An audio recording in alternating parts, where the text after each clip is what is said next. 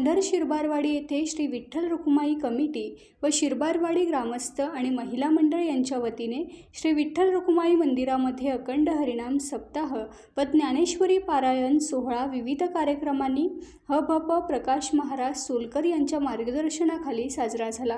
सकाळी काकड आरती, पारायण सेवा, हरिपाठ, रात्री कीर्तनानंतर महाप्रसाद तसेच या अखंड हरिनाम सप्ताहामध्ये अनेक नामवंत कीर्तनकारांनी कीर्तन सेवा दिली। मंगळवारी श्री सत्यनारायणाची महापूजा आयोजित करण्यात आली होती।